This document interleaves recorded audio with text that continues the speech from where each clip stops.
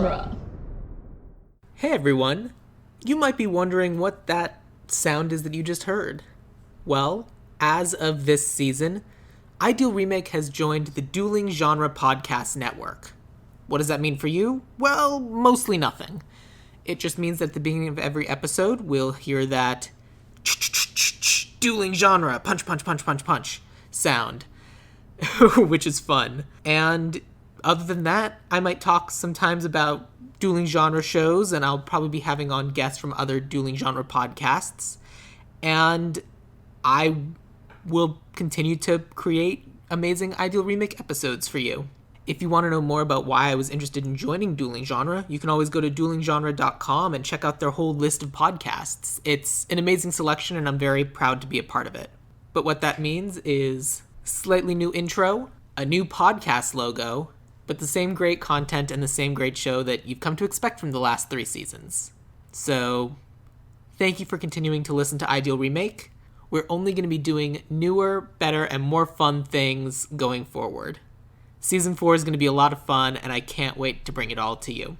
And now, Season 4, Episode 2, Fedora.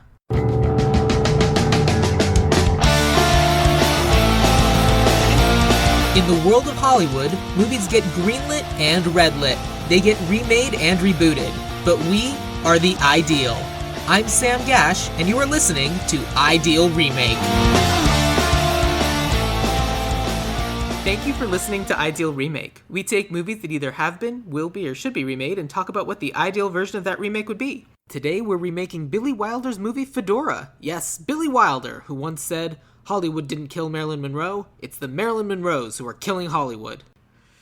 So with that gem of a bad take out of the way, let me introduce today's guest, Genah Redding. Genah, is Fedora a movie that has been, will be, or should be remade? I think that it should be remade. It has not been remade yet, but hopefully one day it is.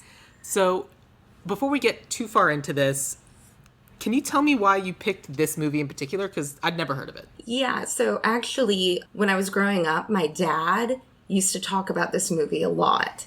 And for a long time, it was actually, you couldn't find it anywhere. That's still true. So it was just... Yeah, well, actually, you're right. It is still pretty hard to find.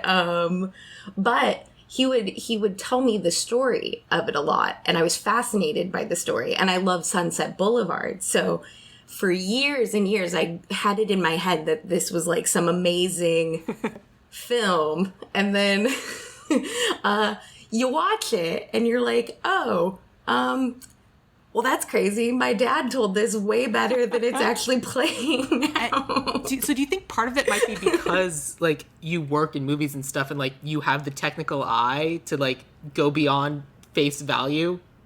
That pun is not intended for this movie, but nonetheless. Yeah, because the thing is, I feel like there's so much potential with this movie, and I'm not exactly sure what exactly went wrong. Like, I couldn't tell you what's bad about the movie, but there's something off about it, if that makes sense. I kind of agree, because I didn't dislike the movie, but it was a movie that I definitely, as I was watching it, I was like, because I like wrote down questions as the movie was happening, and I was like, they screwed this up, and then they would address that, and I'd be like, oh my gosh, like, yeah, no, it's actually very well made, and like, it's the technical skill is there, and there's just something's missing, and see, that's why I think it makes for an ideal remake, because I personally don't think that masterpieces should ever be remade. Like, I don't think they should really ever remake Sunset Boulevard, because that's a perfect movie. But something that has, like, a really compelling idea that has really, has, like, really romantic, like, notions about old Hollywood and all of that. Like, I feel as though maybe someone who wasn't in the golden age would be able to do it better, if that makes sense. I think that makes sense. Part of the reason I pulled the quote that I did for the intro is because Billy Wilder seemed to have a disdain for this sort of person. And that comes across in the movie. Like, he clearly hates people like Fedora. And I think he genuinely does think that Marilyn Monroe, people like Fedora, are what's ruining Hollywood. And so I think if, like just at the core level of making this movie as someone who doesn't hate the subject matter, I think it will be better. Like, even if it was the same, just someone who's like, yeah, let's find the good or celebrate. Yes. Because that's the thing, is that even though Fedora is a very sympathetic character, if you break down exactly what's happened to her and like all of this stuff, but she's so unlikable. Yeah. That's part of what made it so good. Like, she is deeply unlikable, and that's fascinating. But I do think, yeah, I just also think, like, yeah, he had, like, a real boomer energy to the whole thing, because he obviously is like, oh, back in my day, you know, like, that kind of thing. Although, who knew, like, he was onto something, because now you think about the way where we are with celebrity just in this landscape, and it's 1,000 times worse. You think it's worse? Yeah. Oh, interesting. I've always thought it was better. Well, I mean, I think just, like, the fact that there's so much access, you know, to people, I think that is a problem. I feel like there's something about the old way. I mean, there were a ton of problems, don't get me wrong. Like, there were a lot of issues with, like, the studio system and all of that. But there's something about the fact that there was a little bit of a, not disconnect, but, you know, there was the movie star, and, like, you didn't know much about them, and that was part of their allure. So that there's this mystery to Fedora, because you don't know really anything about her. But, you know, except, like, this persona that she has. I feel like now we don't really get that.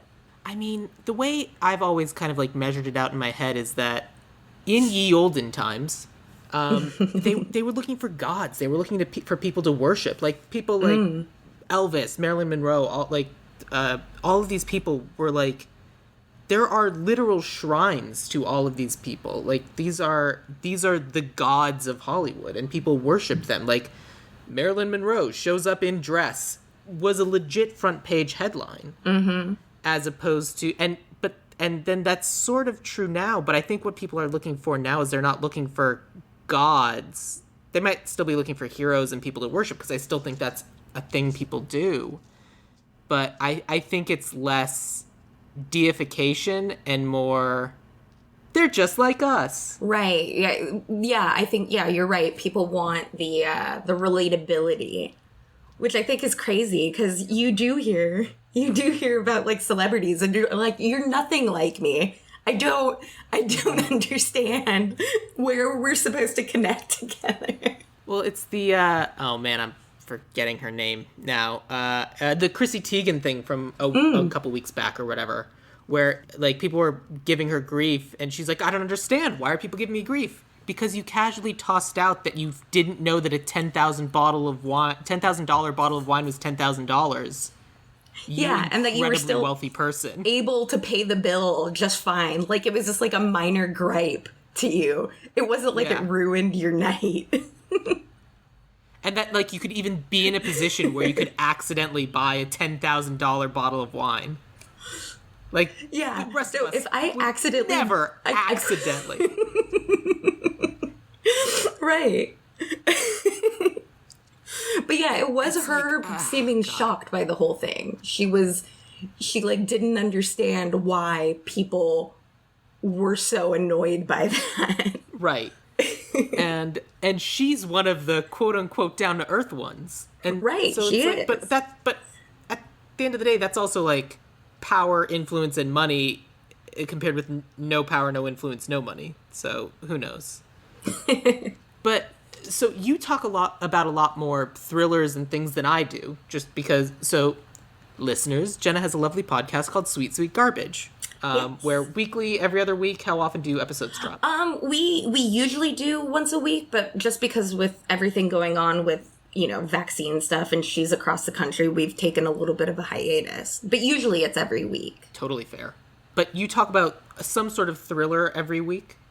Yeah, it's usually, so a lot of them are like the movies we watched when we were kids. So like Fear or Basic Instinct, you know, like those 90s thrillers that we watched growing up that we really loved.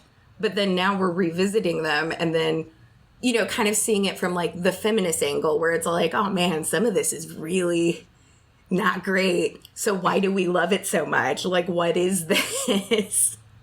Yeah. But yeah. So that's kind of the thing. But the reason why I bring that up, aside from like, hey, check out this other movie podcast. If you like this, my movie podcast, you'll like this other movie podcast. Is your knowledge of this genre is a lot greater than mine. So like when we start talking about, because I think we should go over the plot of this movie, because this movie was so hard to track down. We should probably give everyone a breakdown of what Fedora is. But I'm definitely going to ask you, like, what are the core thriller elements of this movie that are required to stay? But before we do that, let's tell people what the movie Fedora is. Yes.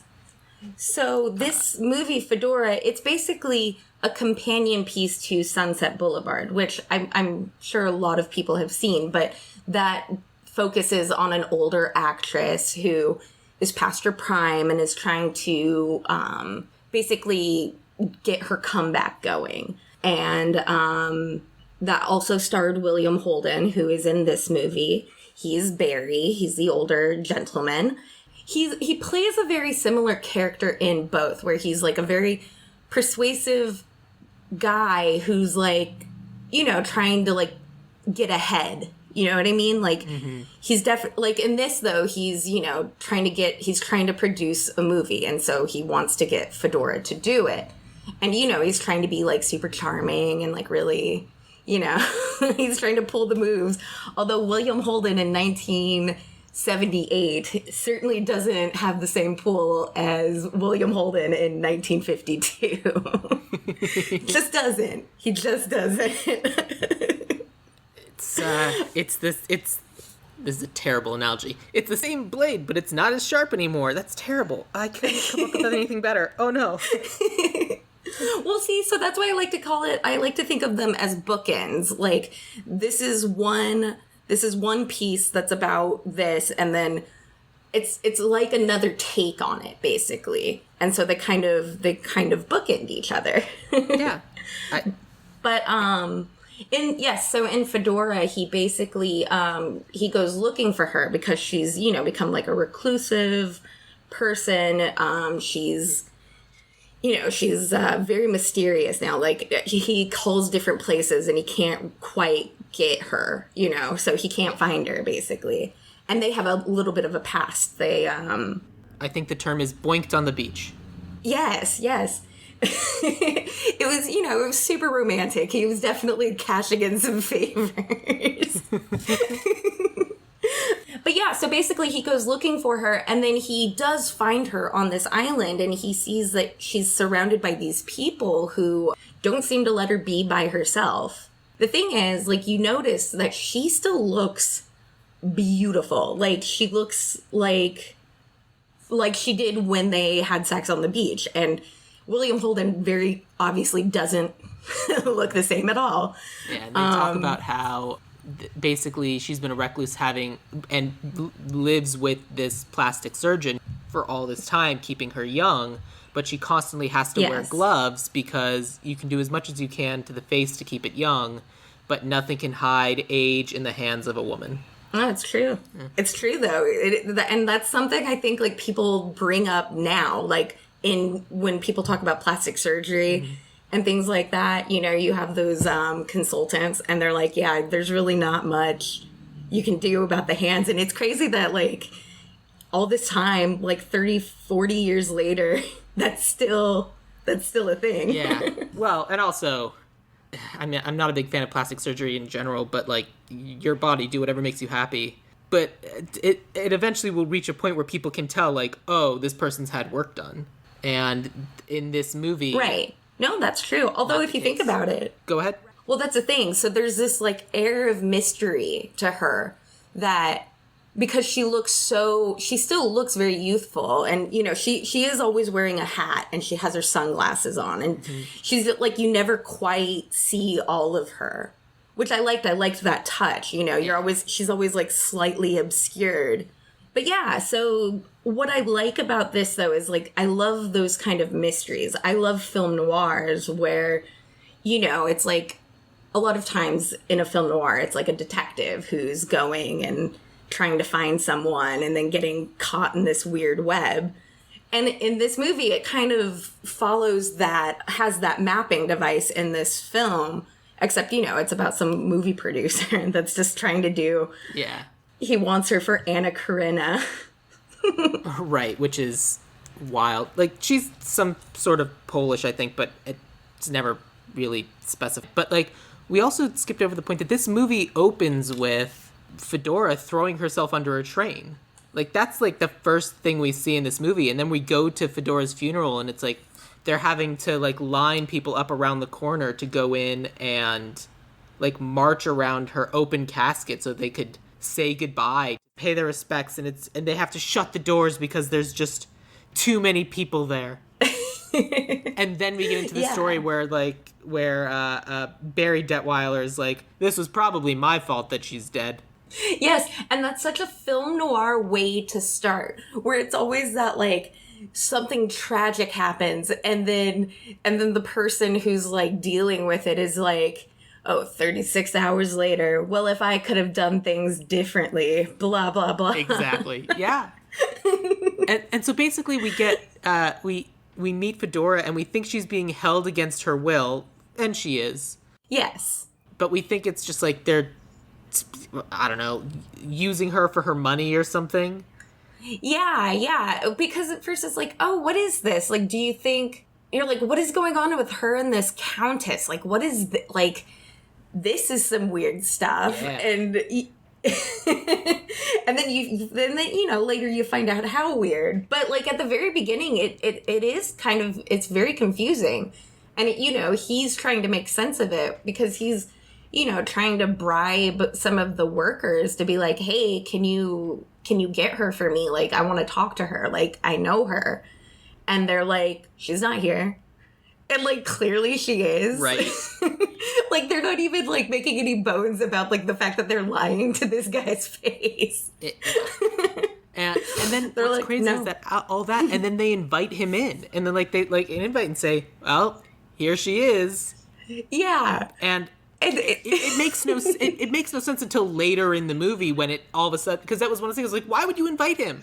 And then we find out why he was invited. But right, no, at the beginning it's just like, what the hell is this? Who are these people? Why?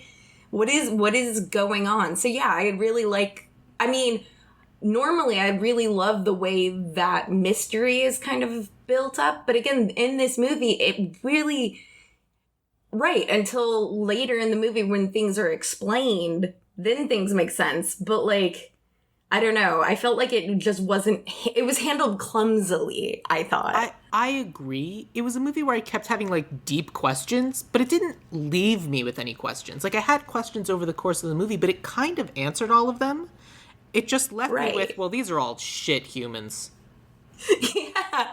No, it really just, like, makes you not like anybody. Yeah, so...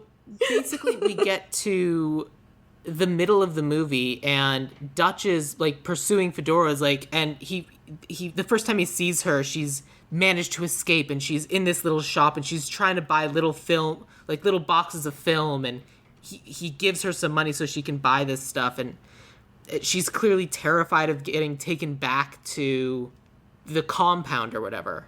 Right. And we think she's just desperately trying to cling to and remember this life she used to lead. Yeah. Because at first I couldn't tell that it was film because, like, the way the guy was, like, handling it.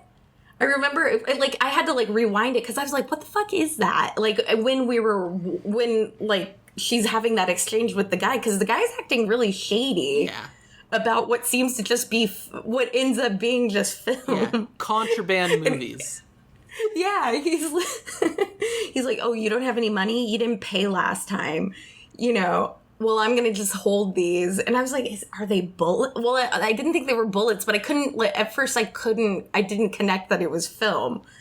And then, of course, it turns out it's not film, but it's just in the little film boxes. Cause in the canister. That's certainly how I would sell drugs.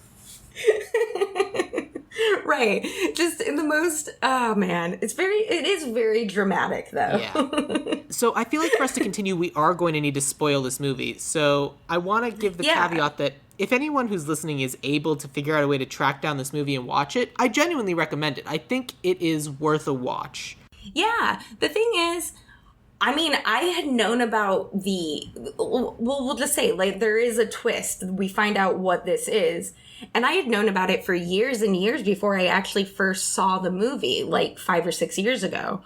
And so even when I knew what was happening, like, I was still engrossed because, you know, I was like, oh, well, how is this going to play out? How am I going to, you know, how am I going to find out, you know? Yeah. So honestly, guys, I do recommend this movie. It's, you know, I would say it's like what would you say? It's like a curiosity. Yeah.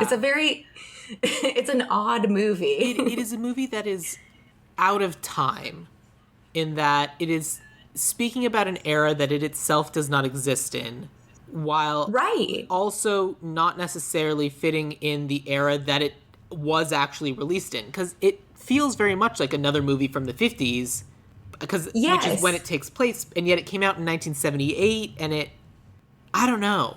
Yeah, no, it was the thing is, like, I really think Billy Wilder was probably, you know, he's nostalgic for, again, we were kind of bringing this up, he's nostalgic for the golden era. Mm-hmm. But I think being a little bit too close to it, like, he wasn't able to be objective in a weird way. So then it just kind of seems like a Twilight Zone episode. Yeah, a little bit. You know, it's just like, oh, this is like just a completely different dimension. They look like us. They talk like us, sort of. But, like, they are not of this world. You know what? So basically what we're saying is this is a movie that kind of needs to be seen. That said, we're still going to talk about it because that makes good radio. Yes. So your warning is, 3, 2, 1, spoiler time. Genah, do you want to give the big spoiler? Yes. So what happens is that Fedora, basically she had been getting these plastic surgeries, and we have that doctor and all of that. What we find out is that one of the surgeries, like, went wrong, and she, like, disfigured her face. So then what they ended up doing was they got her daughter to start acting like Fedora, to basically take over the Fedora persona. Her estranged daughter, who, when you're introduced to her as an actual child, is voice-overed, and that is the worst part of this movie. Oh, man. Like, they voice over this kid, and it's definitely an adult's voice coming out of her mouth, and it is unsettling. It is wild. Again, that's what unsettling is the right word. And again, like, it seems like it's another dimension, because you're like, why did they do that? Why? What was the reason? And I tried looking into it because I was like, oh, maybe was it like a local child who maybe had, had a thick Greek accent or something, but there's no information. So, like, it's just a choice, a wild choice that they did. Mm-hmm. It's so weird. And so basically this child is completely estranged from her mother, Fedora. And then once Fedora gives up her film career, because if she's not the beautiful Fedora, she's nothing, then all of a sudden her child is back in her life, who's now so desperate for attention she's willing to do anything her mother wants. Right. This is... And so, so I was listening to another podcast called You Need to See This, and the hosts, Cozy Orlin and Luce Tomlin-Brenner, were talking about, like, a genre of movie where all of this would be fixed if the characters got therapy. Right? Oh my God. If these people paid as much money as they did on plastic surgeons that they could on, like, a therapist, oh my goodness. Yeah, absolutely.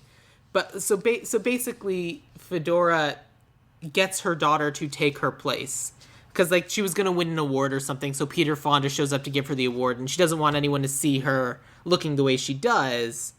So she has the daughter take her place, and then that works so well that they make it permanent. Yes, exactly.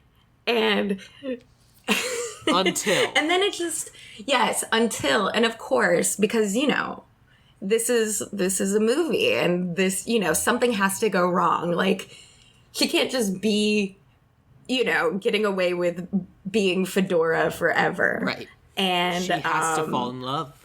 She falls in love.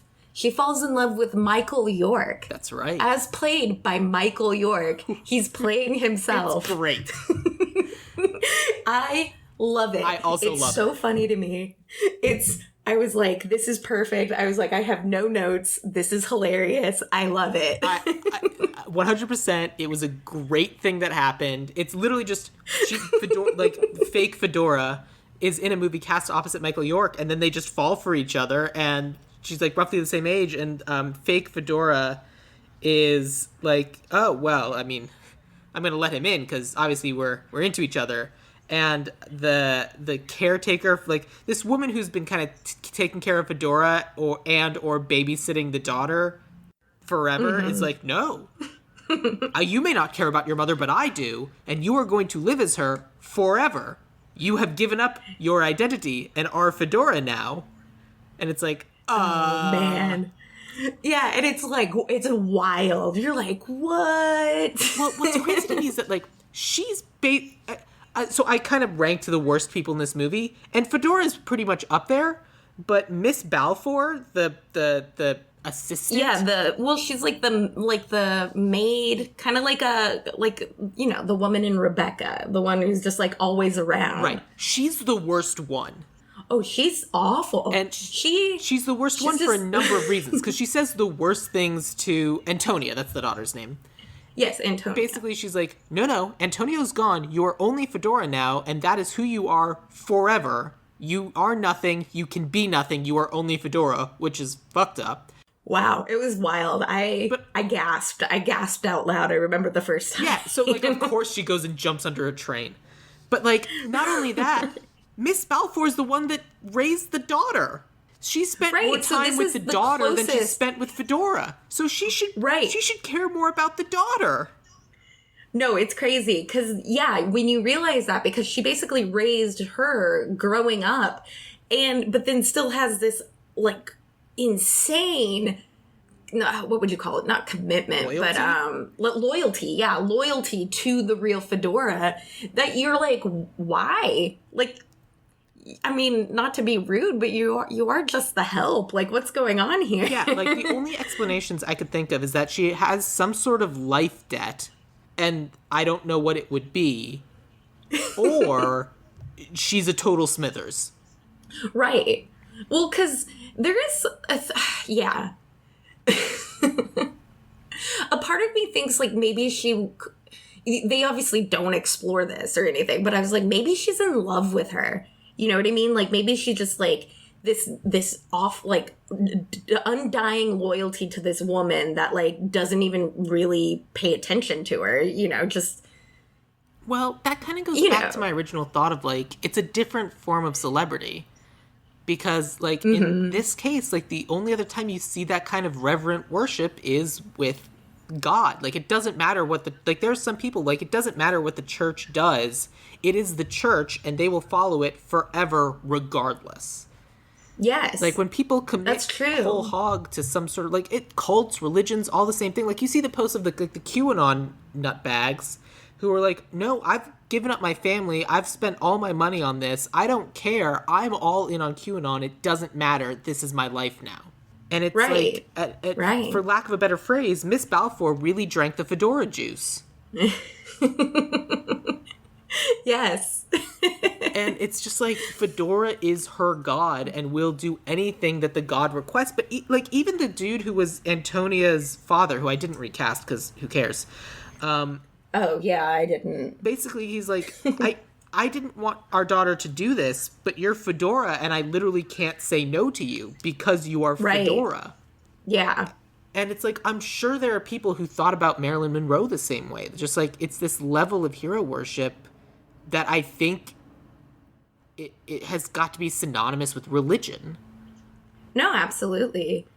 And one thing that really, like, came to me this time watching it this week, especially because, you know, like, that Britney Spears documentary came out, you know, and you can't, like, it was hard not to kind of see some of the parallels because, I mean, it's obviously a very different situation, but she, you know, she is trapped by these people that, you know, claim to be closest to her and claim to have her best interests in mind. But literally, it has nothing to do with her as a person. It's just her brand and her, you know, her celebrity and all of that. So, which brings up the question of Fedora working to maintain that the people's belief and like having this representation of her to the point where she's like organizing and designing her own funeral as it's happening. Mm-hmm. Because so Fedora is the countess, and then she makes her daughter Antonia the new Fedora. So Antonia, the daughter, is who throws herself under the train. And at the beginning of the movie. Right. Yes. And so the middle of the movie, we cut back to the funeral, and Barry Detweiler learns, oh no, the Countess was Fedora all along. And then we start getting this story and this backstory of how it came to be. Yeah. But basically, like, the real Fedora, who was the Countess, is, like, organizing her funeral. She's, like, making sure that it's so, as presentational as possible. That, like, literally the people who have come to worship her are given the experience that they deserve. So... No, absolutely. And there's something so wild about that because, yeah, you see, it's such a lavish production. Like you said, we see this like long procession of fans who are just going to, you know, that are walking by. And it's in this like beautiful, you know, cathedral type thing. And, you know, there's all these like the velvet and everything. And it's very beautiful. It's almost like... You know, it's almost like the, you know, planning your own wedding, except it's, you know, obviously it's death. I mean, it's the other big thing. Yeah, the ultimate, you know, she planned her wedding. She might as well plan her funeral. Yeah, well, she never got married, but yes. But yeah, you know, but yeah. Yes. But yeah, absolutely. And it's almost like she is also a worshiper of Fedora, even though she is Fedora, but then she's not Fedora, but she's like, this is the god they worship, and this god must be given the appropriate send-off. And even the movie says, like a couple months after this funeral, she herself died because it was over. Fedora was dead. There was no more, yeah. And even poor Michael York shows up to the funeral and lays a single rose. I cried. I got a little teary, I'll admit. Because part of what was happening is they were keeping Antonia there because she was done being Fedora and she wanted to, like, tell the world. And she was, like, going back and forth, like, in her own head. She was broken. Like, she was Fedora, but she also wasn't Fedora. And finally, at the end, when she thought she was going to, like, she was still just in love with Michael York. And they did this thing where... they tricked her into thinking Michael York was going to show up and be in love with her too. So she went to the train station to go meet him, and he wasn't there. And so she threw herself under the train because, like, Miss Balfour says, no, he's never coming. You will be Fedora forever. Be broken. And it turned out that not only was she in love with Michael York was in love with her too. Yeah. And so it could have worked. They could have made it work, but... God said no. Yeah, it's true. Ugh. Yeah. So, as the thriller expert here, what are the aspects of this movie that are necessary to both capture the spirit of the original Fedora, but we need to carry over into our version? Right. So I think, obviously, like, I think I would maybe... I don't know that I would really change the form of it so much because I do love that there is this underlying mystery. So there is this, you know, we're trying to figure out, well, first we're trying to figure out why is Fedora this way? And then it's like, oh shit, how did Antonia become this? How did this happen? So I think that's always going to be like the underlying thing for any thriller, you know, like you need a good mystery. I'm trying to think. I don't know. I feel like I would kind of change around some of the structure of it a little bit, but yeah, tell me. I'm trying to think. Like, I kind of don't want to start with the death. I don't want to see. I don't want to see the death right away. And I know that's always such a like big thing. Like I said, it was like a big thing in film noirs, and they even do it. They do it in all these like Lifetime movies where they like start with the death and then like go backwards. And I don't care for that. And it's I don't honestly really like more that. powerful when we get to it later. It's like, oh no. Yeah, because we spend the whole movie waiting for her to jump under a train, and then the movie he's making is Anna Karenina, where she jumps under a train. So it's like this whole big thing. Right. And it honestly might be more impactful if we get to this moment, like, for to put it in film terminology, like the all is lost moment, where all is lost, so she ends it. And it's like this deeply tragic, like, she is nothing and has nothing and cannot go on. Right.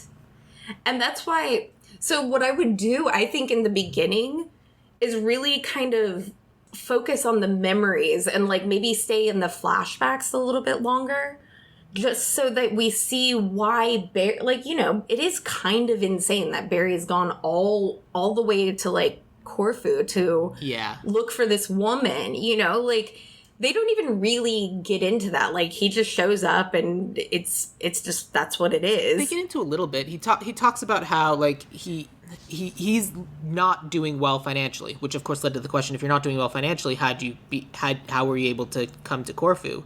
Oh, well, his ex-wife lent him the money. As like take that. I'm like, all right, his ex-wife lent him the money, whatever. But it's like he found some people to make this movie, and I don't know how it came up in conversation, but they basically said, if you can get Fedora to be in the movie, then you'll get the money. Which I basically think it was like they gave him this ultimatum of like, you're never going to be able to make this movie unless you get the ultimate star.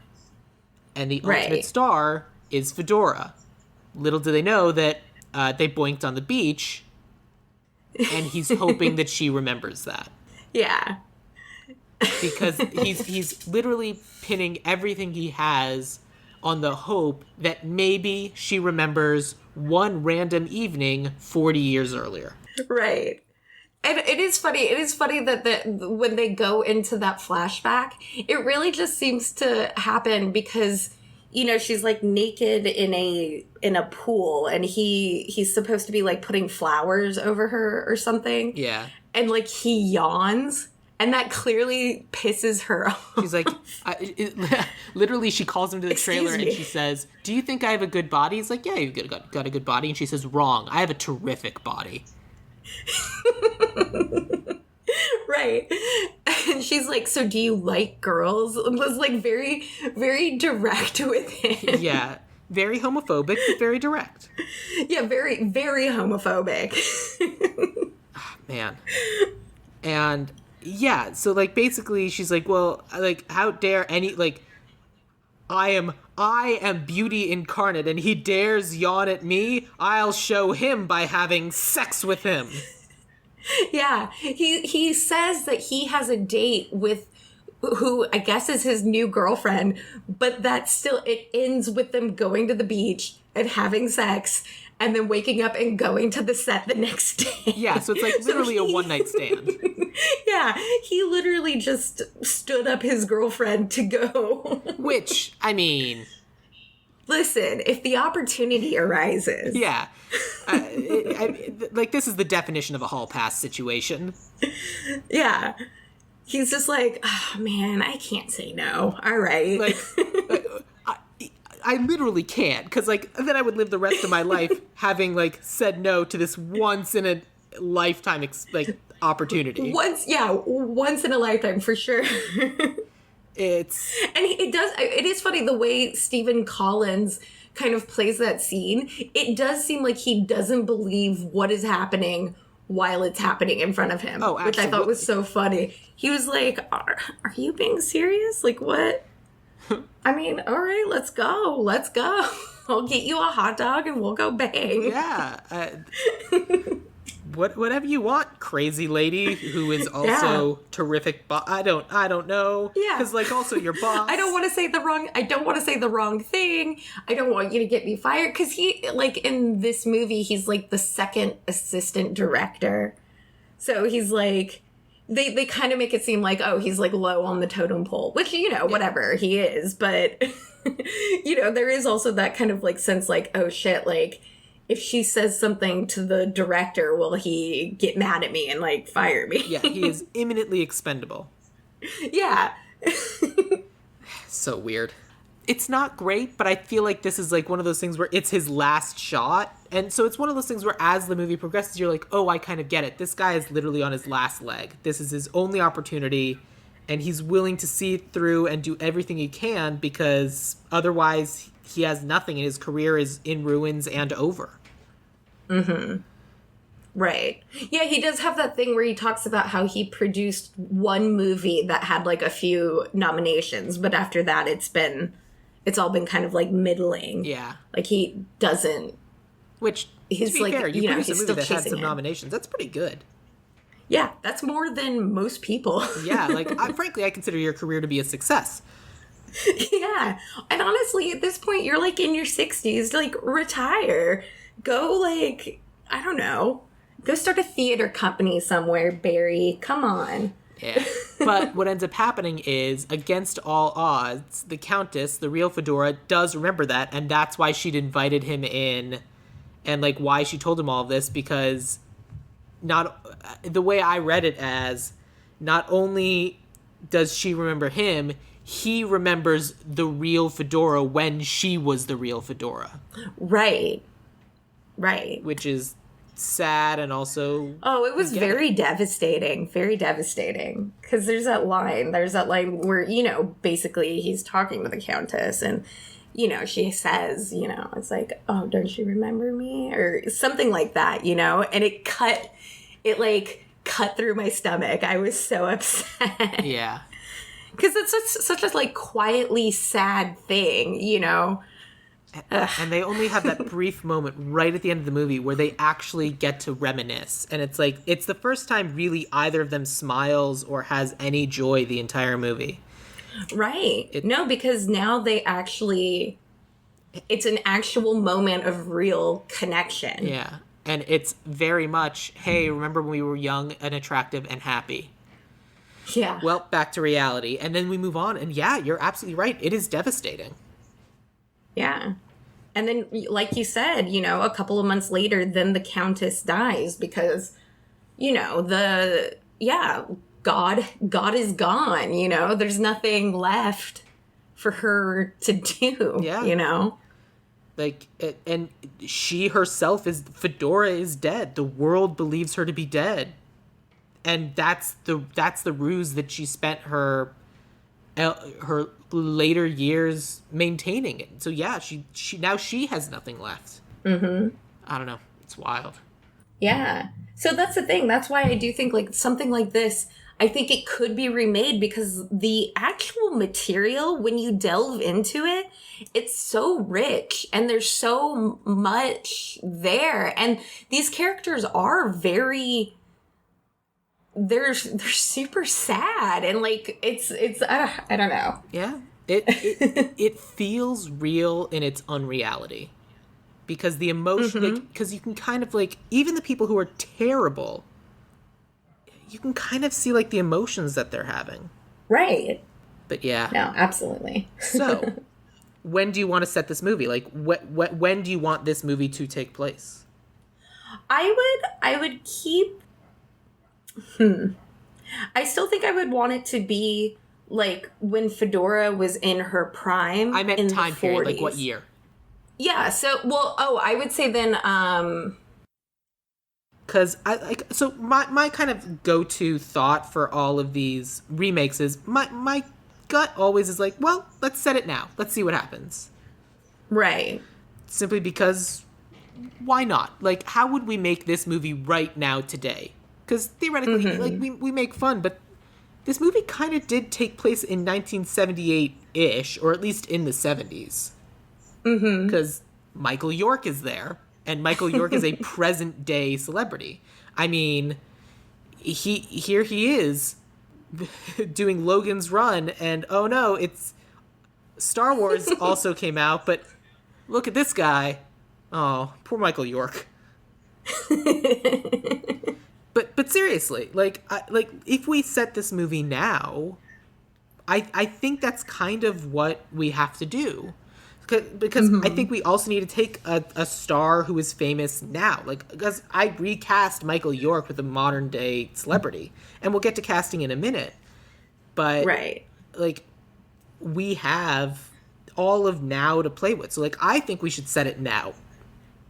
Okay, cool. Yeah, let's do it. I think, because I originally was thinking I would update it to just have it be the 60s. Because I just love that time period, and I love those, like, costumes. Well, that's the fun thing. Because, and that sort of thing. Because I think our fedora was popular in the 60s.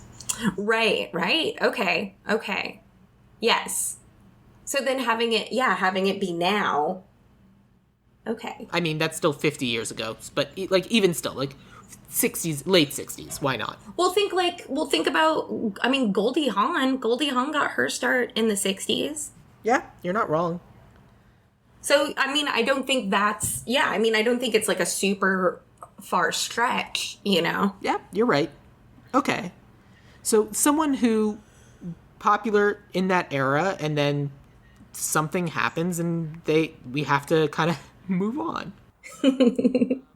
But yeah, so what's our story? So, do we still want it to be a botched plastic surgery? I mean, I do think that makes the most sense. Although, with my casting, I did do, like, a radical change. So I've actually gender swapped. Oh, so I don't know. You have your fedora's male? Yes. Oh, so the fedora and the count. So I felt like maybe I should just bring that up. Yeah, you probably should. That was a good instinct. Yeah. Talk to me about that. What inspired you to do that? Well, basically, I was thinking about, like reclusive type actors. And at first I was like, oh, maybe it's like a Cate Blanchett, or maybe it's just I was like going through all this stuff. But then when I went into who I thought could direct it, then I like lightning struck, and I was like, oh my God, I want to cast this guy as the Count and this other guy, because I think they're both good actors. I mean, obviously, one of them is considered one of the best actors of all time. But yeah, so anyway, I went with the gender swap though, because I was interested in it because we don't actually discuss male celebrity a lot, and a lot of times, most of the time, I would say it's always centered on a woman. And I don't think there's anything particularly wrong with that. I understand it. But then I was like, oh, well, why don't we ever explore that? Why is it that, like, whenever a man gets, like, is successful in some way, there's nothing really complicated about it. I think that's an interesting thing to delve into. But so my counter to that is part of what allowed the deception to work was the quantity of makeup, which is something that is certainly present for male actor or for female actors, but is less so for male. No, that's true. That's true. I feel like that you might have to. I mean, yeah, it would become more about like prosthetics. Well, I think look, in that case, there have been different ways in movies have been pitched and remade, and a way you could certainly do it would be if it was a very famous drag performer. Mm-hmm. However, I don't. Yeah. I think that would unnecessarily clutter this movie. Yeah. No, that's very true. But gender aside, I think kind of the bones of the movie of a now a Silver Age star as opposed to a Golden Age star who had to disappear from public, like in a Gene Wilder kind of way, where we don't really know what happened. And it's still kind of like talked about like, oh yeah, that performer's so great. And then somehow they make this meteoric comeback. But at the same time, I don't want to have like magic plastic surgery, but I don't know what else to do. Because, like, another bad take would be, like, you do the hologram thing of, like, oh, it's all CGI. But I don't want to do that either, because that's not really the ruse. Like, I feel like we have to go with, especially because, like, I have friends who have now gotten plastic surgery. Friends who are not much older than me, and sometimes not older than me. And I'm 32. Mm-hmm. And I feel like that's a little early to get plastic surgery, but it's not my body. They're welcome to do whatever they want, regardless of my opinion. Mm-hmm. And it's just like, you just keep heightening that to a point where eventually it might, like, every time you go under the knife, it's a risk. Well, no, that's true. And that's why, you know, people do say it's not advised to start doing it when you're in your 20s and even in your early 30s, just because, not that you're, like, growing much more, but, like, you're still kind of settling into your features, right. I think, when you're when you're in your 20s. And so then, like, you know, messing around with that. And again, like, it's like what you said, like, you can do whatever you want with your body, but there, like you said, there's that risk. And there is, that is what happens with Fedora, is that she's chasing the youth so much that then she does a risky procedure that ends up, you know, disfiguring her. And then that's kind of where all of this kind of comes from. And we haven't talked about the doctor that much, but he is a kind of a main part of this movie. And I actually think he's really interesting because he's terrible, and he's helping to keep Antonia in place, and he helps kind of turn Antonia into Fedora. But we also don't talk about him as the man who destroyed Fedora's face. Like, he had to do it. I think he's also trapped. Like, he can't do anything else. He destroyed Fedora's face. His life is over. Yeah. And I'm sure that guilt and that... I don't think it's like guilt. He doesn't strike me as someone who feels guilt. I felt like there might be a little bit of guilt because, you know, kind of like when you, like... What is it? Like when you desecrate, like, a statue or something. I'm not saying, which like... I've definitely done. Well, you know, who hasn't? you know, you just feel a little bit of guilt. You're just like, oh, shit, that was a really beautiful thing that I just accidentally threw a football at, and now it's broken. Womp, womp. Yeah. But, like, again, like, we've talked about, like, the religious aspects of this and, like, the religious aspects of celebrity. And, like, I do feel like there is a little bit of that, like, now he has this responsibility, and I think he feels tied to Fedora and feels like he has to do this for her because of what he has done to her. You know what I mean? Yeah, you're right. Yeah, I mean, he also committed the ultimate sacrilege, and so he must repent. Yeah, exactly. but I also think that's... But I feel like... So I don't think we necessarily need to be like, oh, this real person, because I think all of us are so familiar with the concept of celebrity of, like, if someone came in and messed up Angelina Jolie's face, everybody in the world would know that person's name. Forever. Absolutely. Yeah. And I think that's interesting because, like, there are still celebrities that I think reach that height status. Like, you have your crazy A-listers, like your Angelina Jolies and your Brad Pitts and whatnot. Oh, yeah. No, there's still... I still think, like, we still have some, you know, the movie star. Yeah.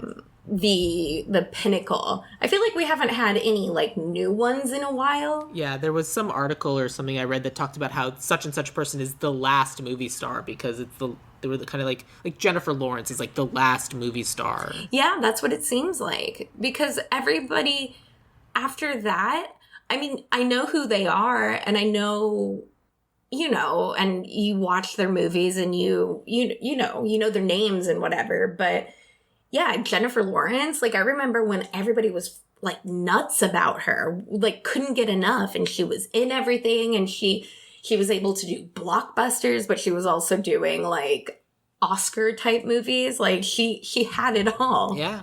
But then you take someone who, take Anna Kendrick, for example, and I think she has that same level of celebrity, but I don't think we think of her as reverently. No. Because No. she does television. I mean, she has a show on literally every streaming network, but still. Well, and also too, I think what it is the accessibility that we were kind of talking about earlier. Yeah. The fact that we can follow these people on Twitter and we can see their thoughts, and we can go on Instagram and go check out their stories, and we see them in their mansions, like making food, and there's not a mysteriousness. Yeah, we get to see them anymore. singing Imagine. Yeah. Oh, yeah. So great. They're just like us. Yeah. 2 days into a lockdown, and they're going to sing Imagine. Oh, man. Wow. But I think that we can kind of take that idea, because I think that's still an idea that's familiar to everybody, and it's this amazing person who fucked up their face, and all of a sudden they get, even if it's not their own life, they get the opportunity to be this celebrity again, this intoxicating, powerful figure. Mm-hmm. And even more so, like, it could be someone who is completely off social media. They don't even have a cell phone. Yeah. It's just they're this ultimate recluse. And everyone thought it was for this reason. But can you imagine how we, the people, would treat someone who was entirely inaccessible, who didn't have a cell phone, who just showed up, did the work, and then disappeared? Yeah, see, I think then, though, we would build up this movie star like this. I think it would come again. It basically. might, but then, like, of course, we'd have, like, the crazy drone flying over the thing. But what I think we could get away with is that our Fedora is able to stop being Fedora. Like, they're literally able to escape. And he or she is able to take the mask off.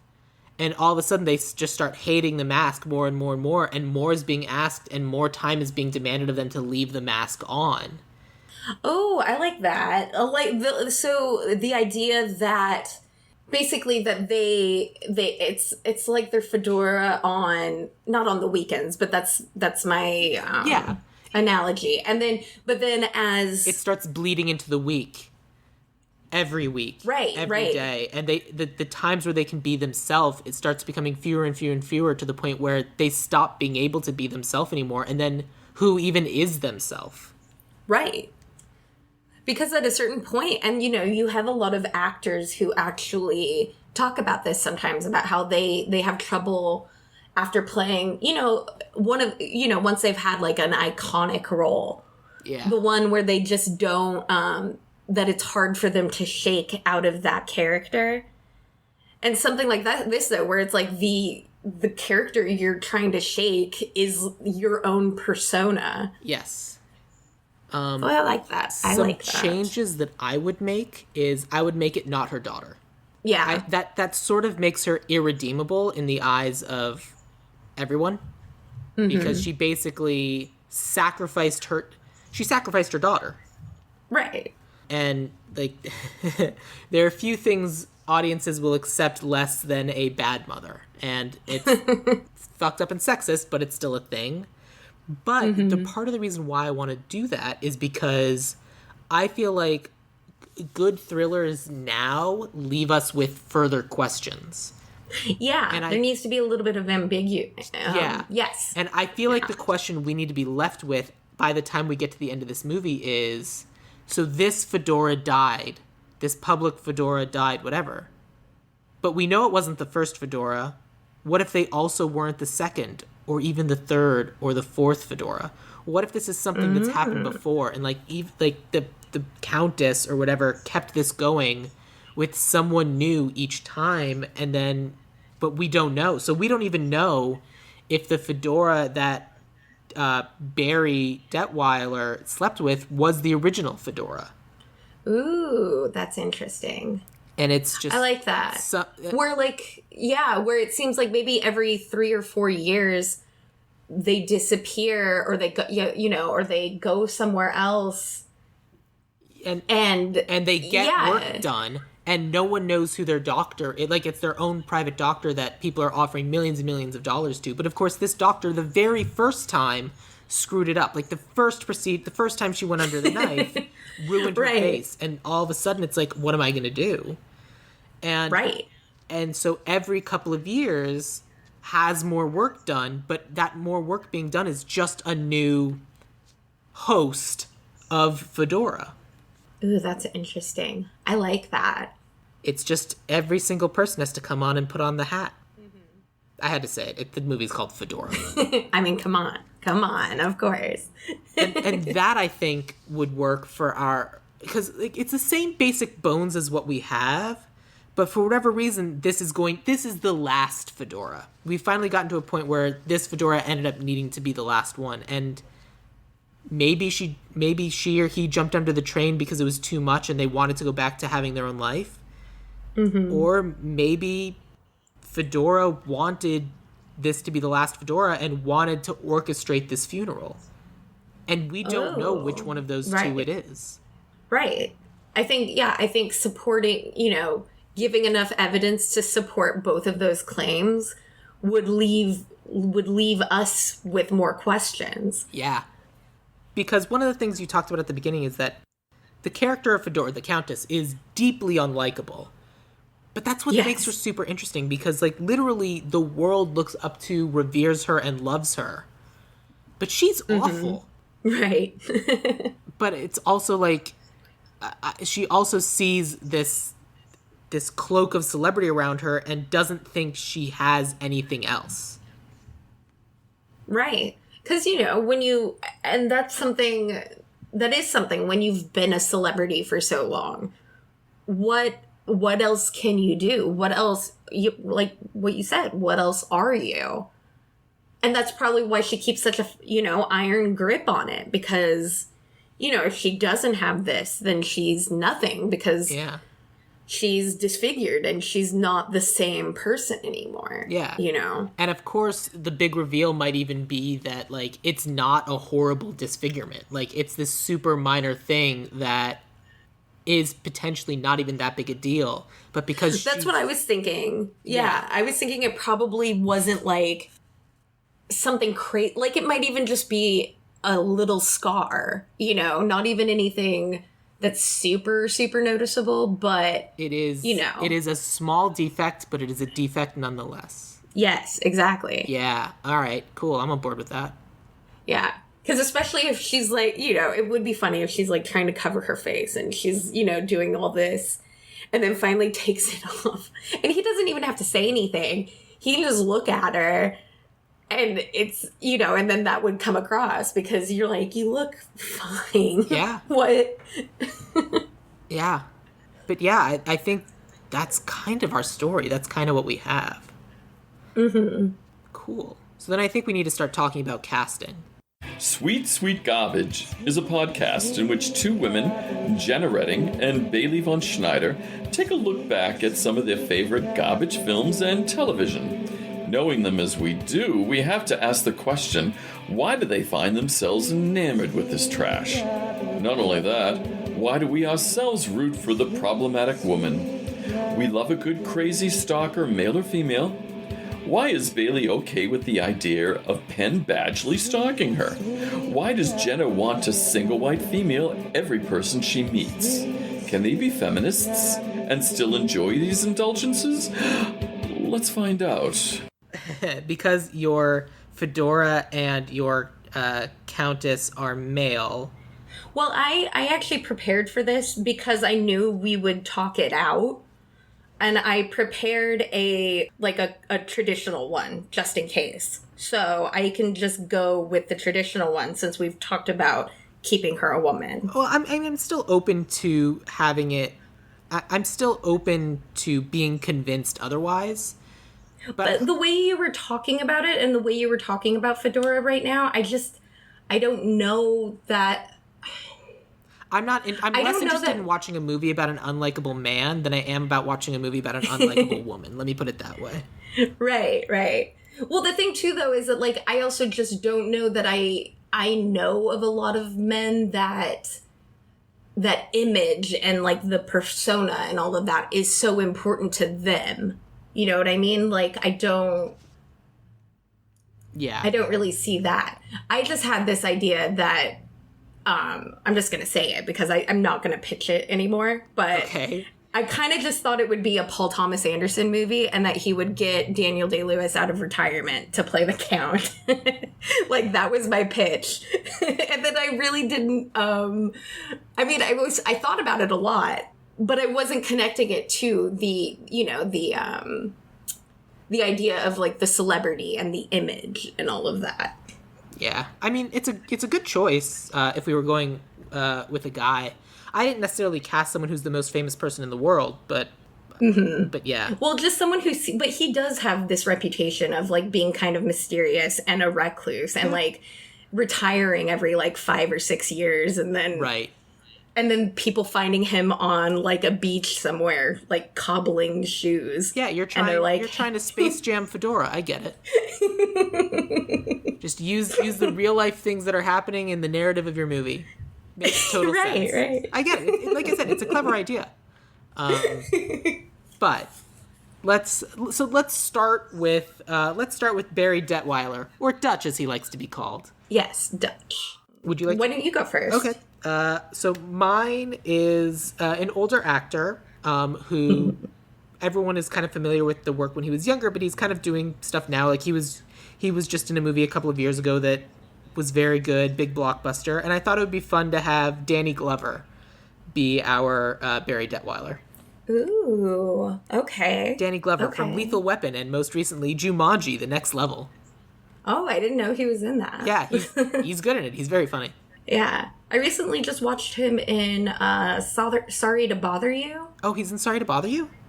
Yeah, he's like one of the one of the telemarketers. Awesome. Cuz he's great. He is a good actor and he's like just this side of recognizable but like isn't like even though everyone knows his name, they might not necessarily know his face. Mhm. But yeah, I thought he'd be fun. Who did you have? I actually went kind of in the opposite direction where I went with someone who was considered like a heartthrob back in the 90s and is now kind of very like decidedly middle-aged. Okay. And he's still a good-looking guy, like people still like him, but I picked Leo DiCaprio. You think of Leonardo DiCaprio as a middle-aged like Well, the thing is, like, I really do think, like, if you put the way he looks now with the way he looked in the 90s, where he looks kind of like a god, like, he was so, like, ethereally beautiful in the 90s. And I don't know, like, yeah, I kind of think he just looks like an old dude now. I don't know. I mean, I'm probably in the minority here. I think you might be in the minority here. Especially because they keep making fun of the fact that it's Leonardo DiCaprio and he keeps dating, like, 20-year-olds. Right. So there's that's because he's like rich. Him. He's super rich and is a movie star. And I think people still consider him super sexy. Really? I think maybe. So.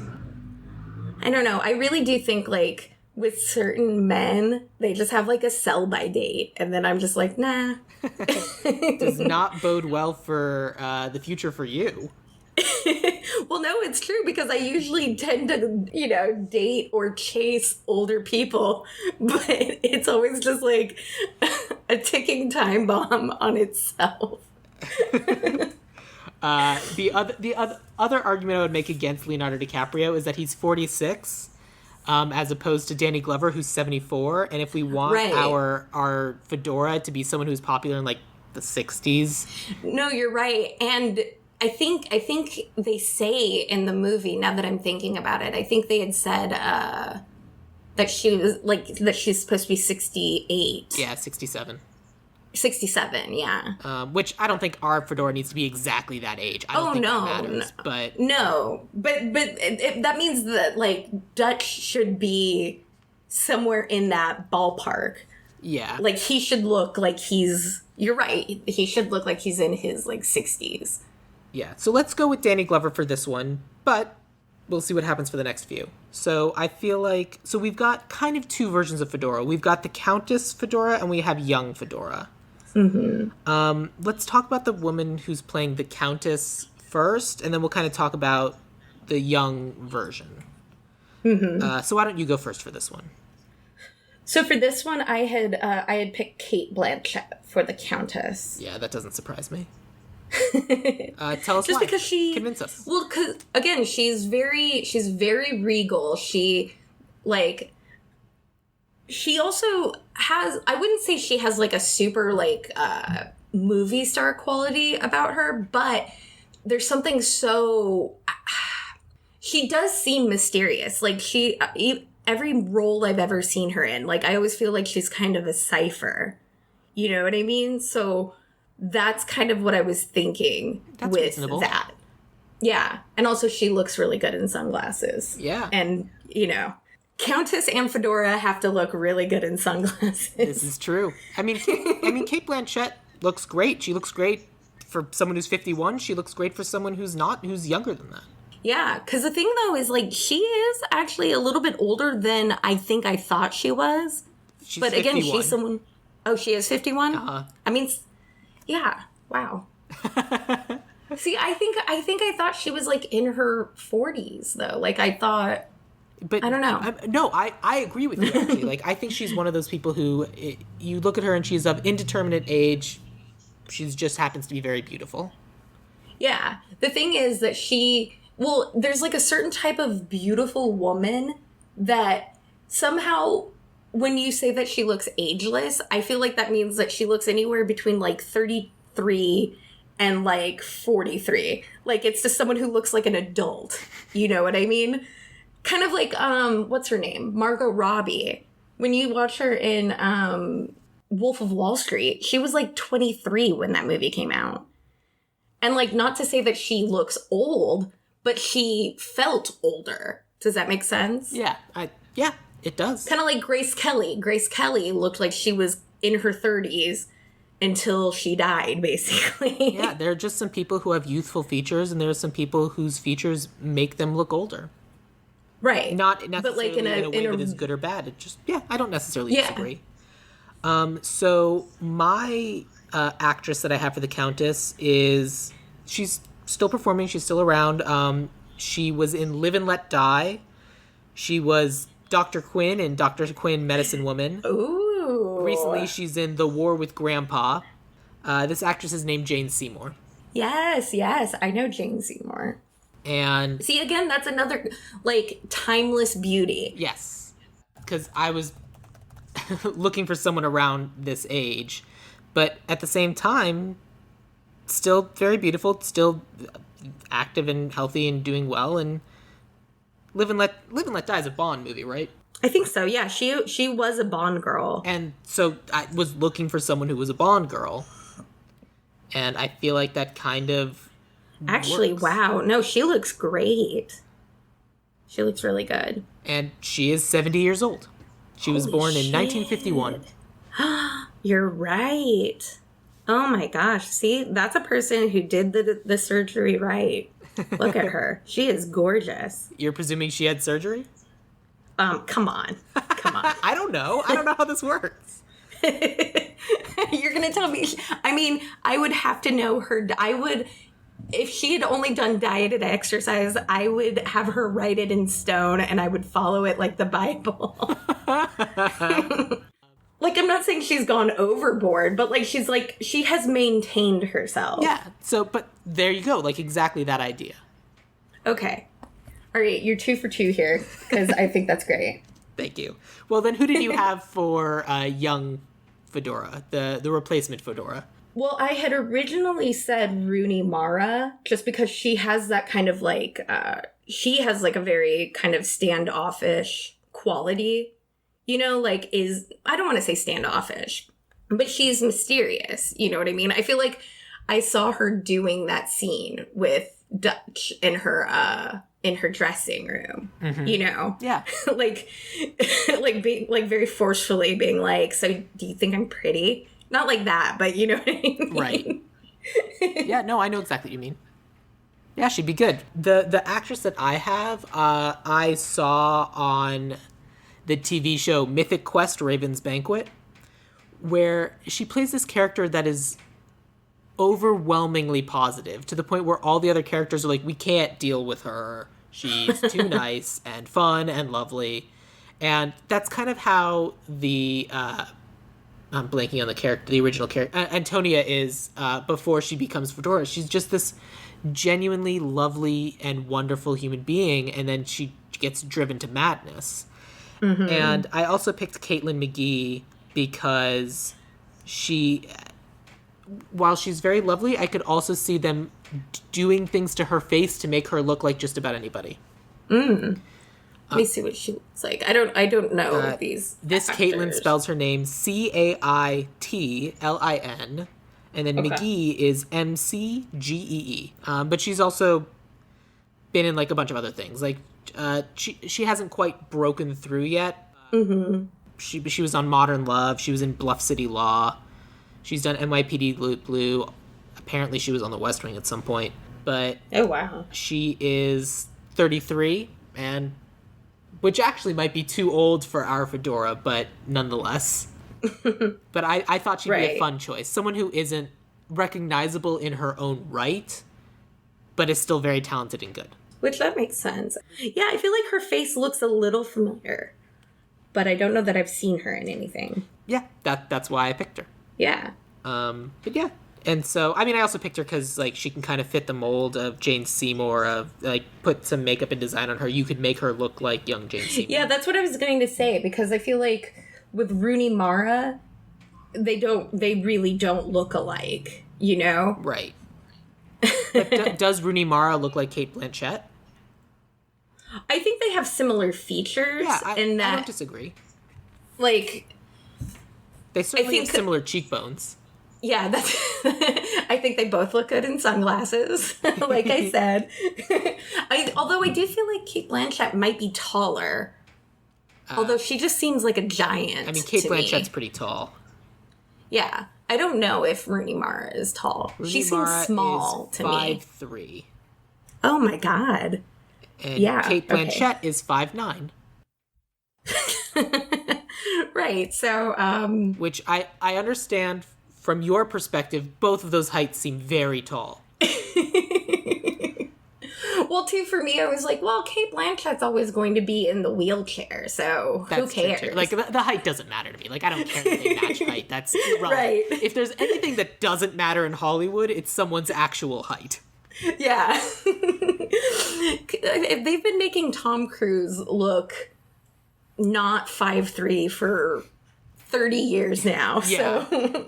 yeah, like, height is irrelevant in Hollywood. That's a non-issue.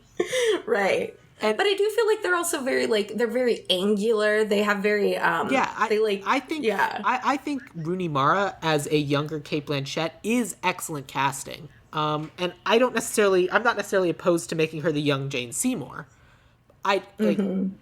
We can do whatever we want. It doesn't matter. I'm perfectly happy going with either one of these actresses. I'm perfectly happy to leave it up to you. I feel like we should go with... I've already forgotten her name. Caitlin McGee. See, it's working already. Her real identity is nothing. She is only Yeah, Fedora. Exactly. I'm like, who's that? Who's that one? The one that could play Jane Seymour. So I feel like that's actually, like, the right, the right mindset. Thank you. We're gonna, like, I've got 1, 2, 3, 4, 5 more plus writer director to get through. You're going to get one, I promise.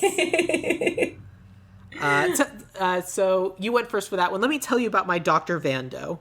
Oh, yes. So for my Dr. Vando, I went with someone who also isn't, like, you'd kind of recognize his face, but you don't necessarily know him. I just thought he was an interesting actor, and he can play evil and also sad simultaneously because I know him from, like, Captain America Winter Soldier, but he's also in, like, the new Disney Stargirl movie. He was in Sicario.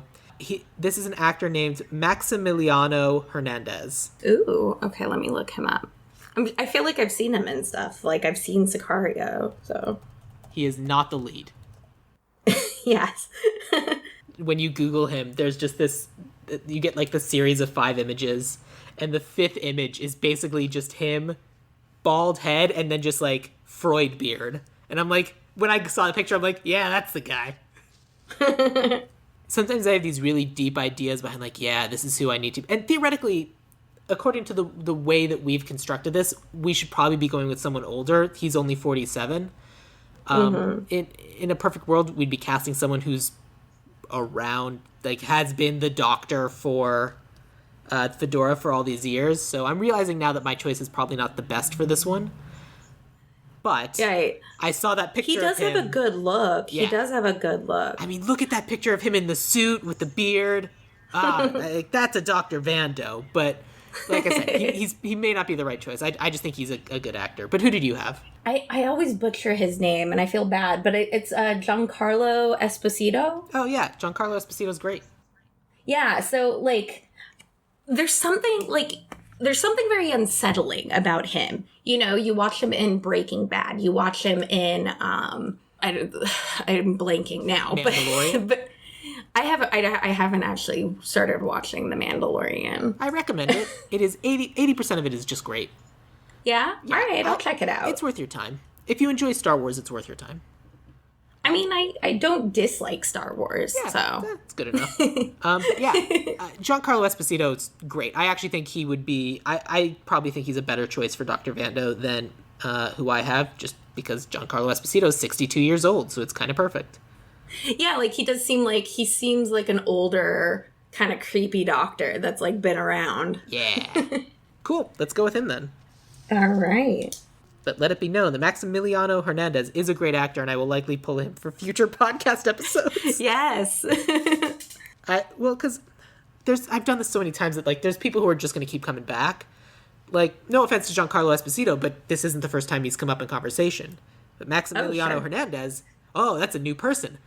Back pocket him so I can use him again. Exactly. So that brings us to Miss Balfour, who is the secret villain of this whole thing. Yeah. Fucking worst person. Yeah. Who did you have? So I had an actress who has been in Up in the Air. She was in The Departed. She was in Bates Motel. Vera Farmiga. Ooh, that's good. That's good stuff. Because, like... So, yeah. Yeah, I mean, she's Vera Farmiga. Like, she's capable of doing anything. But, she's very good. Yeah. Very good. And she's also very good at being very cold and very, like, unfeeling. Yes. And you could see, like... I'm justifying after the fact now, but, like, we have someone who, like, grew up with Fedora and just, like, worshipped her, and then all of a sudden gets this opportunity to work for her, and she will do anything for her hero, Fedora. Mm-hmm. And whoever we have, I think... Yeah, it would be interesting to see this character, like, maybe from the beginning, where maybe she's just, like, an assistant, and, you know, just is kind of... you know, kind of the gopher, you know, like getting her coffee, like making sure she has like a handkerchief nearby or whatever, you know, like all that, you know, grunt work. Yeah. And then over the years, seeing how she has like wormed her way into this household, and how even though now she has like a little bit better standing, like, you know, she's not doing like bitch work really, but also she's Fedora still the hero worship. Yeah. And Fedora very much recognizes, like, oh, this person is completely devoted to me. Yes. I can use them. Yes. Who did you have?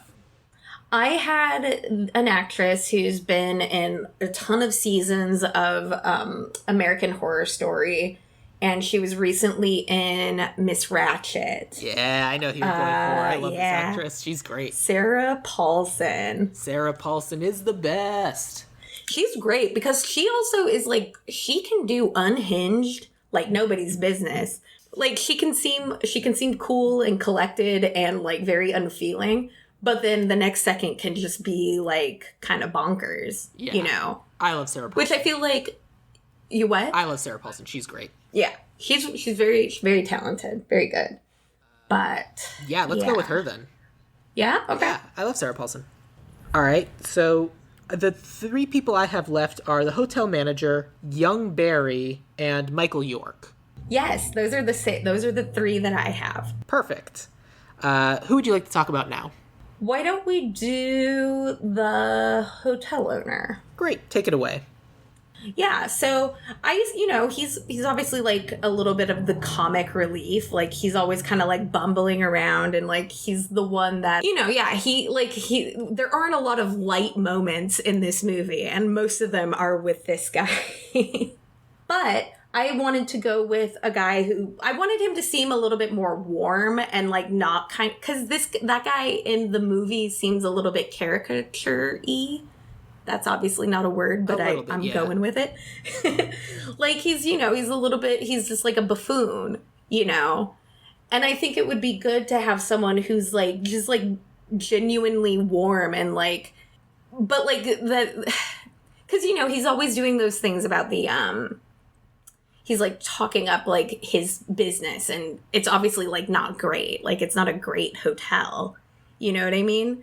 So like he seems like he might be a little bit like shady. So I went with an actor he's been in a bunch of stuff. He hasn't been in a lot of like comedy stuff, I guess. He was in Wolf of Wall Street. Classic comedy. I know. I mean, it is. There are lots of funny parts. Listen, I don't think I've ever laughed as hard seeing Leo like tumble down those stairs to his car. He played the drug dealer in Wolf of Wall Street, and he was also in the Punisher. Okay. And he was in like the first 2 or 3 seasons of what's it called? What's that zombie show? Why am I blanking? Walking Dead? Yes, The Walking Dead. John Bernthal. Oh! I do know him. Yeah, he's come up. He's great. I like. Yeah, he's in like a lot of like he's the kind of person. Again, you probably wouldn't know his name, but like you've seen him in things. Yeah, interesting choice. Where do you see the hotel being? I guess I hadn't really thought of that. I still kind of wanted there to be like an island, and I wanted them to be on the coast.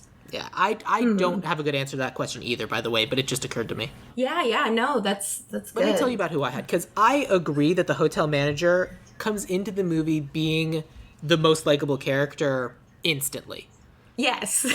I think the secret most likable character is Antonia, but we'll come back to that. And I thought that the most likable character was doing pretty great until he said, as you get older, you like them younger. And then he said, except Fedora. And I'm like, oh no. Yeah. That was a real yikes moment. I literally wrote, as you get older, you like them younger. Well, I did like the concierge. He still has his moments where it's like, here we have this culture where you spin these beads and good things happen because you can focus that on your thoughts. And he's like, does that really work? It's like, for $1. Why not? And it's this great moment. And so what I ended up doing was I gender swapped the hotel manager. Ooh, that's interesting. And I went with an actress who is a little bit more quirky comedic, in that I thought she could be fun, but also competent, which is kind of, again, I pulled 2 people from Mythic Quest Raven's Banquet. And so this actress I pulled because she is comedic but competent. And she's also a very good actress. And so I thought it might be fun. She was also in something called Emo the Musical. She did a voice in Adventure Time. Her name is Charlotte Nickdow. Nickdow is spelled Nicdao. So on Mythic Quest, she plays a character named Poppy, who is programmer for the video game. And she's very good at her job, but she's like, a nerd. And she's just fun and adorable, but also, again, extremely good at her job. Okay. At her job and nothing else. Who is she in Adventure Time? I don't remember. But I like the idea. I like the idea of the hotel owner being a woman. I like this. I think that's good. And also because I'd like to have one likable woman in this. Yeah, come on, give us one. She is the See-Through Princess in Adventure Time Distant Lands, which I think is one of the follow-up miniseries. Oh, yeah. That I think that came out this year, where it was like 4 episodes, like mini things. Yeah, so she is the See-Through Princess, or the Ancient Glass Princess. Mm-hmm. I don't know, just thought she was a fun idea. Yeah, I like that. All right, cool. So that brings us to young Barry. And I will happily go first for this one because... Yeah. So this is a joke, but I still think it'd be a fun idea. Mm-hmm. Because if we have Danny Glover playing our Barry Detweiler, how funny would it be if to get someone in to play the young version of him, we had Donald Glover. Someone who is not related to him at all, but everyone thinks is. That's fun. That's fun. And I just thought it was amazing. That's... Stupid and dumb, but I stand by it. Yeah. And Donald Glover, it comes up on the show fairly often because he's great. He's an excellent performer. He's a great writer. He does all these things. And I just thought it would be a good throwaway joke for anyone who's paying attention. It's like, oh, Donald Glover is playing young Danny Glover. Right, right. So, dumb joke. I'm perfectly happy to not have that be our joke. Well, because when we went with Danny Glover, I was looking through on IMDb just to, like, see if I had thought of anybody. And I did think, I initially kind of thought of Lakeith Stanfield. I mean, that works too. Lakeith Stanfield's great. He's so good. He's so, like, yeah. I mean, they're both really great. Yeah, I mean, I unfortunately think that you're in a tough position of, like, well, we went with Danny Glover, who, I don't know if people know this, is black. And your option for Barry had not been black. So whoever is on your piece of paper is not really going to work. No, I know. That's why I deep dived real quick. Yeah, you did great. Because I'm not going to tell you. Way to roll with the punches. Like, you did excellent work. No, listen. The second we went with that, I was on IMDb looking up young actors. Oh, because, man, I complain about it all the time, but, like, I feel like I've got to be on some sort of list because of the craziness of, like, my Google searches of, like, looking up young actors of this particular ethnicity. Tell me who they are. But Lakeith Stanfield's a great pick. Yeah. And I feel like we kind of got to honor the fact that you went and did this digging really quick. Like, I'm perfectly happy to go with Lakeith Stanfield. Yeah, okay. Yeah, I think if we could do that. I will just say, just so that it's on the record, from when I said I wanted it to be Leo, my young Barry was Nicholas Hoult. But obviously I struck that. I mean, that does work. That's very funny. I actually want to look something up real quick. Yeah, go ahead. But yeah, okay, so why don't we go with Lakeith? He just has such a, like, he always just seems like he's, like, thinking all the time, like, real deep thoughts, and I love it. Nicholas Hoult is 31, which makes him 10 years younger than Leonardo DiCaprio. Oh, that's crazy. That's so nuts. Wait a minute. Leo? Isn't Leo Oh, no, he's 46. 48? I'm sorry, 15 years younger. Okay. I was like, wait a second. That seems young. Yeah. No. You're right. I'm wrong. Still, though, Lakeith Stanfield's one of those people who's surprisingly young. Yeah, I think he's, like, in his mid-20s, I think. Still.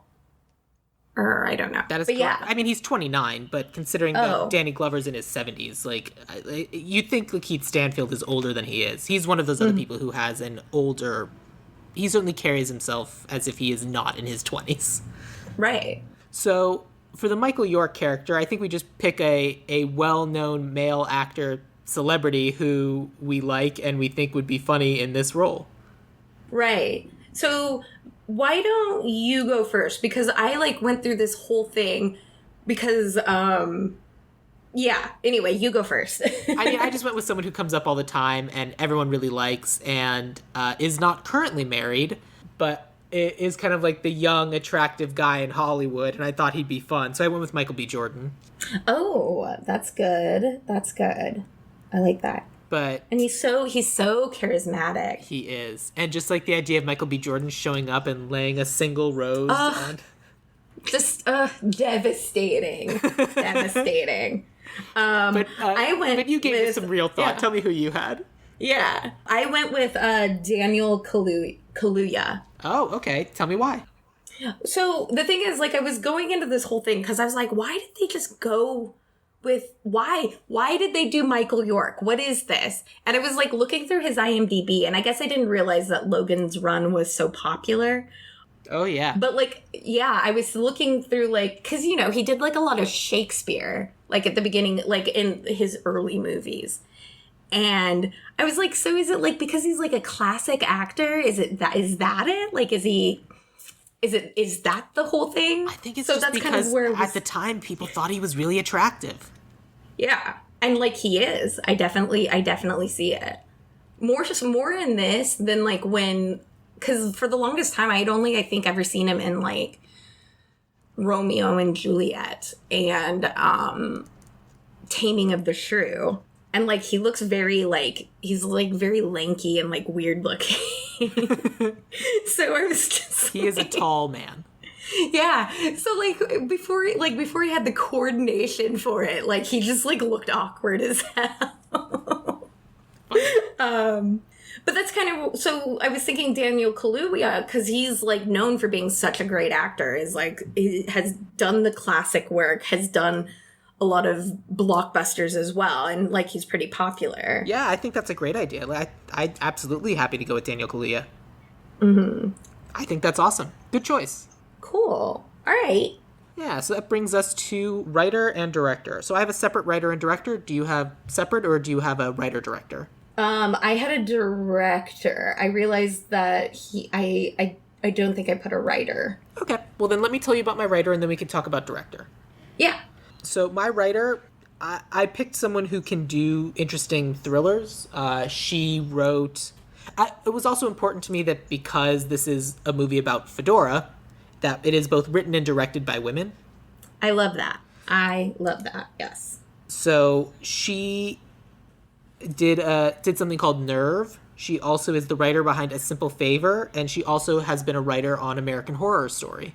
A Simple Favor? That's the Anna Kendrick, Blake Lively movie. Oh, I thought Paul Feig wrote that. I think Paul Feig directed it. Right. Because that's interesting. Written by Jessica Sharzer. A Simple Favor is based on the novel by Darcy Bell, but the screenplay is by Jessica Sharzer. I see. Okay. That's interesting. Cool. So she can do adaptations, since this is an adaptation, and by all accounts, A Simple Favor is very good. Yeah, A Simple Favor is good. And it's like, yeah, we did that one on the podcast. Oh, did you? Yeah. Nice. Because that one has, like, a lot of the thriller elements, and it's, like, Anna Kendrick, like, trying to be Nancy Drew, and... Blake Lively in tuxedos, so it's very fun stuff. Yeah, and that it felt like it had all the kind of the components and things that you would want right. in a Fedora movie, and so that's why I wanted to pull Jessica Sharzer for this. I like that. Cool. So then tell me about who you had as your director. Well, I was thinking about, I felt the same way about how I thought it should be. I felt like either this should be directed by a woman or written by a woman. I don't know why I didn't think they could do both. But I was thinking she did Bright Star, and she did this one thriller that not a lot of people like, but I really love this movie. It's called In the Cut, and it's with Meg Ryan and Mark Ruffalo, and the director is Jane Campion. And I felt like that was a thriller that, like, really... you saw things through the female gaze, which you don't, in a lot of these thrillers, the women are just, they're the victims, or they're the, they're kind of the, what would you call that? Like the, they're there to be killed or be shocked. They're not there to motivate the plot. Right. And in this, it's very much, and the thing is, like, this movie flopped, and I think, like, kind of messed up Meg Ryan's career for a little while, because it was, like, nothing she'd ever done before. Fair. Yeah, it wasn't French Kiss or, You've Got Mail, obviously. Right. But yeah, so, and she's very good at atmosphere. She's good at, like, making things seem kind of dreamlike. I don't know if she writes her movies. Let me see. She was credited as a writer on In the Cut. Okay. So maybe so then if that's That the case... said, it's Hollywood. That doesn't necessarily mean she wrote it. That just means that she got credit for it, yeah. right? Because the writers on In the Cut are...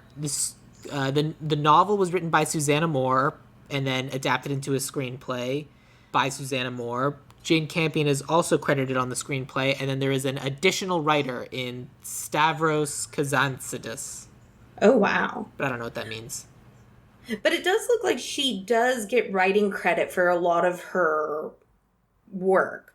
Like she's the one who wrote and directed The Piano.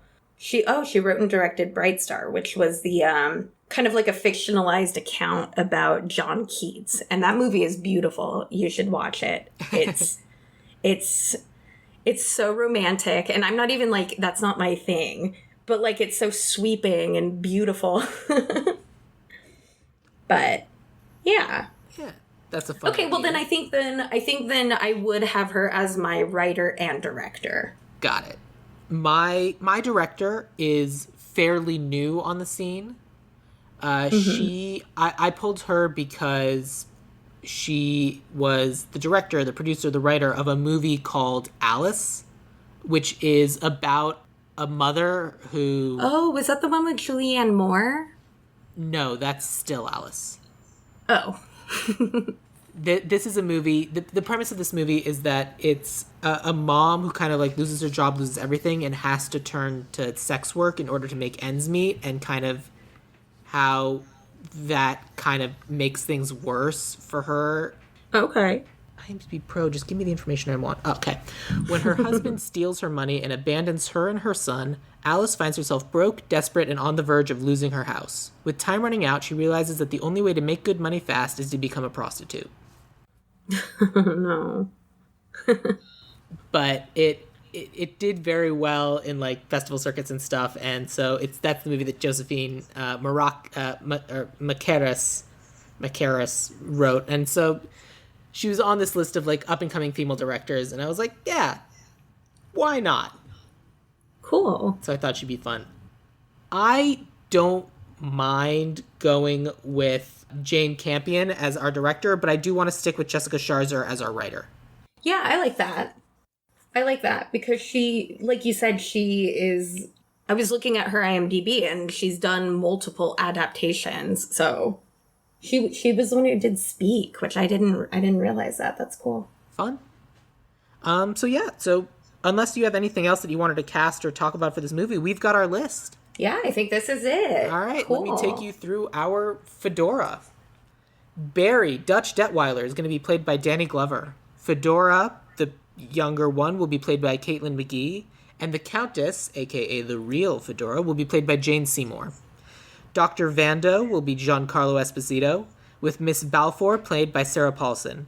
Our hotel manager will be Charlotte McDowell, and young Barry will be Lakeith Stanfield. Our Michael York will be Daniel Kaluuya. All of this will be written by Jessica Scharzer and directed by Jane Campion. That Yay! is Fedora. We did it. It will sweep the Oscars. Yes, it will. So, Genah, now's the time for plugs. Tell everyone about things you're doing, dive deep into Sweet Sweet Garbage, and anything else that you want to talk about now. Yeah, so right now, I have the podcast with my partner, Bailey. We get together every week and talk about just trashy movies that we love, and we really just deep dive into them. I will dissect a Lifetime movie just as much as I will dissect this Billy Wilder movie. So I get in there and I mean, they're very similar in like execution in terms of podcasts. Like the subject matter is sometimes different, but like if you enjoyed listening to Ideal Remake, you would probably enjoy listening to Sweet Sweet Garbage as well. Yeah, because it really is. I mean, the thing is, I think it all comes from a place of just like we really love the movies. Sometimes, we get a dud and then that's a little bit hard, but for the most part, they're movies that we end up enjoying even when they're super silly or like really ridiculous. And that's why it's called Sweet Sweet Garbage, because we know it's bad for us, but it's super sweet. Yeah, that's great. Do you have any social medias or anything you'd like to plug or anything else? Yeah, so I'm on Instagram and Twitter. I have, hold on one second. My Instagram handle is uncutgens _love. And the Twitter is, hold on, I should know these things. My Twitter handle is at GenLove, and it's GenGen. So, yeah. Thank you so much for having me on. This was a blast. I would come on as often as you would let me. Yeah, of course. You are welcome back anytime. This was super fun, and thank you for making me watch a movie that I otherwise would never have heard of. And I love that, so thank you. Yeah, of course. If you're interested in following me on social medias, I am on Twitter at SamGasch, SamGasch. Or you can follow the podcast. It's on Twitter at Ideal Remake, or on Instagram at Ideal Remake, or join us on Facebook at Ideal Remake or Ideal Remake Podcast. And yeah, it's Ideal Remake Season 4. We're back. Woo! Woo! Yay! So, yeah, I think that does it. So I will end with this. Genah, what was your favorite quote from the movie Fedora? Oh, man. I didn't write any of the quotes down. Neither did I, and it's impossible to look up, so good luck. That's why when I was writing the intro for this, I just had to find a random Billy Wilder quote, because I didn't have one from the movie. Well, I will say, like, I do think, like, the line that sticks with me the most, and I know I'm paraphrasing this, but it is when he is talking to the Countess, and it's, like, right before he realizes who she is. And then she says, she's like, don't you remember me, Dutch? Like, something like that. Yeah. And then there's that, like, moment where he's like, oh, fuck. And, like, I felt like I had been stabbed in the stomach. I had all these feels. I mean, that brief 30-second interaction is the best part of this. That, and then when Michael York lays the rose down, are the two best parts of this movie. Like, such great moments. Yeah. So what about you? What was your favorite? I mean, I'm not likely to pick something that's as heartfelt and sincere as that. Or are we going to stick to your the line from the hotel owner about the young girls? I mean, that is a legitimate line from this movie, and it is the one that I wrote down. But, oh God, it's certainly not my favorite line from this movie. Did I write any other lines down? Please say I wrote other lines down. No, my phone's not working. Everything's terrible. God. See if they have a table for two. I'm so excited to have dinner with my mother. Oh no, you're going with the help. I have to go have dinner with a friend of mine who's only barely ever in town, so rarely. But I only get to see you once a year. Have fun, dear. Mother-daughter relationships. Yeah. So fraught. Yeah. Oh, man, there's got to be other good Countess lines, because she says some great things. Mm-hmm. Like, just some really good, iconic lines that just, I don't know. I don't remember. Look them up. Hey, listener, you've listened to this whole podcast. Go look them up. That's my favorite. Now you know. Honestly, go find the movy and watch it. Seriously, Again, I very much recommend it. It's a good time will be had by all. Yes, fully agree. All right, Genah, we did it. Woo! Yay!